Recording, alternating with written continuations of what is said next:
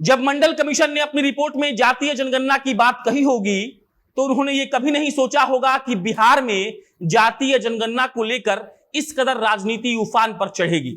उन्होंने ये भी नहीं सोचा होगा कि बिहार की राजनीति में जाति से ज्यादा कुछ मायने नहीं रखता है।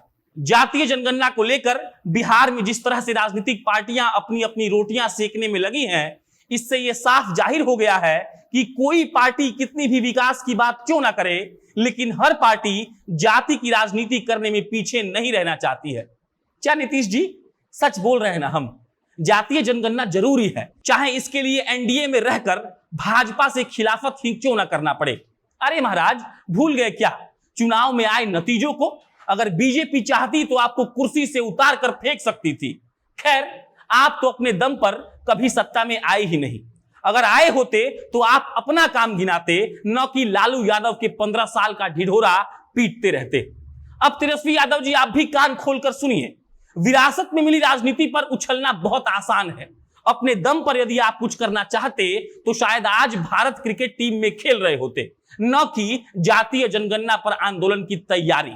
अब नमस्कार, मेरा नाम प्रशांत राय है। जातीय जनगणना की मांग, इस पर हो रहे बवाल को आज के एक्सप्लेनर में हम समझेंगे। सन 1989 में जब मंडल कमीशन का गठन हुआ तो इसका कार्य क्षेत्र सामाजिक एवं आर्थिक रूप से पिछड़ों की पहचान करना था। श्री बिंदेश्वरी प्रसाद मंडल की अध्यक्षता में मंडल कमीशन ने विभिन्न धर्म और पंथ के 3743 जातियों को सामाजिक, शैक्षणिक और आर्थिक मापदंड के आधार पर 27% आरक्षण देने की बात कही थी, जिसे तत्कालीन प्रधानमंत्री विश्वनाथ प्रताप सिंह ने 1990 में लागू करने की घोषणा की थी। इसी रिपोर्ट में मंडल कमीशन ने पहली बार जातियों के आधार पर जनगणना की बात कही थी। 90 के दशक में लालू प्रसाद यादव बिहार की राजनीति के प्रबल दावेदार थे और उन्होंने पिछड़ी जातियों के आरक्षण की ताकतों को समझते हुए इसके पक्ष में अपना समर्थन दिया था और तब से लेकर अब तक समय समय पर जातीय जनगणना की मांग उठती आई है। बिहार में एक बार फिर यह मुद्दा बहुत जोरों से उठाया जा रहा है। एक तरफ नेता प्रतिपक्ष तेजस्वी यादव इस मुद्दे पर आंदोलन का ऐलान कर चुके हैं, तो वहीं एनडीए के अंदर भी इसको लेकर मतभेद जारी है। आपको बता दें कि लालू यादव इसके पक्ष में बयान देकर सालों तक सामाजिक न्याय के नाम पर सत्ता का सुख भोगते रहे और अब इसे अपने लाल तेजस्वी यादव को देने की तैयारी कर रहे हैं। अब आप इसके पीछे की कहानी को समझिए।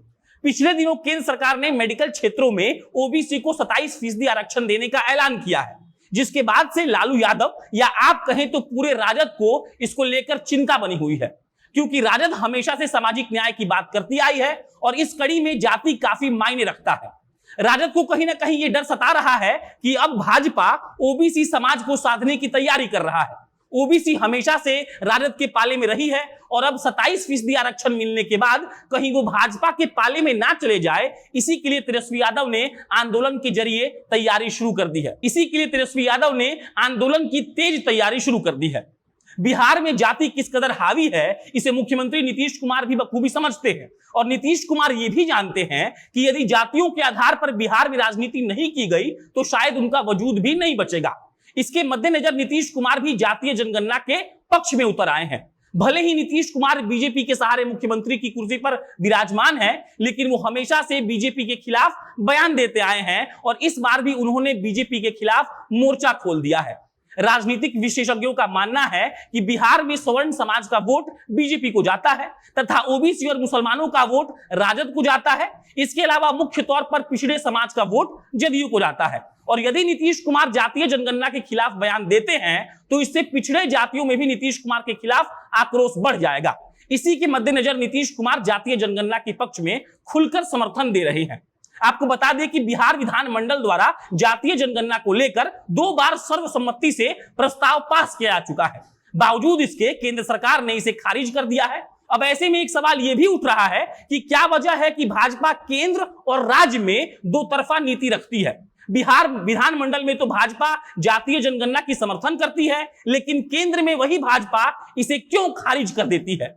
इससे एक बात तो स्पष्ट हो गया है कि भाजपा भी बिहार में जातीय समीकरण का अहमियत समझती है। राजनीतिक जानकारों का मानना है कि भाजपा इस बार बिहार विधानसभा चुनाव में बड़ी पार्टी बनकर उभरी है और उसे इस बात का विश्वास हो गया है कि पिछड़ी जातियों को छोड़कर भी बिहार में सरकार बनाया जा सकता है। तेजस्वी यादव के द्वारा यह मांग की जा रही है कि यदि केंद्र सरकार जातीय जनगणना नहीं करा रही है तो राज्य सरकार अपनी ओर से जातीय जनगणना कराए। अब ऐसे में आपके मन में यह प्रश्न उठ रहा होगा कि क्या यह संभव है? तो हां, यह बिल्कुल संभव है। जातीय जनगणना 1968 में पहली बार केरल सरकार ने कराई थी। उस वक्त केरल के मुख्यमंत्री MM नंबूदिरी-पाट ने इसे सामाजिक आर्थिक सर्वेक्षण का नाम दिया था। तेजस्वी यादव बार बार इसी का हवाला देते हैं और बिहार सरकार से राज्य स्तर पर जातीय जनगणना कराने की मांग कर रहे हैं। 7 अगस्त को यानी कि कल राजद ने जातीय जनगणना के मुद्दे पर राज्य भर में प्रदर्शन करने का ऐलान किया है। इसके पीछे लालू प्रसाद यादव का हाथ बताया जा रहा है, क्योंकि लालू प्रसाद यादव हमेशा से जातीय जनगणना की मांग करते आए हैं और अब इस मांग की जिम्मेदारी वो अपने लाल के कंधे पर दे रहे हैं। लालू प्रसाद यादव बिहार में जातीय समीकरण को बखूबी समझते हैं और इसका इस्तेमाल भी जानते हैं, जिसे वो तेजस्वी यादव को सिखा भी रहे हैं। बाकी नीतीश कुमार भी अपनी तरफ से जातीय जनगणना के पक्ष में प्रधानमंत्री को पत्र लिखने की बात कर रहे हैं। अब देखना है कि जातीय जनगणना पर हो रही ये बयानबाजी कब खत्म होती है और कल जो हो हल्ला होगा उसका क्या निकलकर परिणाम सामने आएगा। बाकी आपको ये वीडियो कैसा लगा बताइएगा। ये वीडियो हमारे लिए हमारे साथ काम कर रहे ओम प्रकाश ने लिखी है। मेरा नाम प्रशांत राय है। आप जनता जंक्शन देख रहे थे। कैमरे के पीछे पीयूष कुमार चौरसिया खड़े हैं। बहुत बहुत धन्यवाद।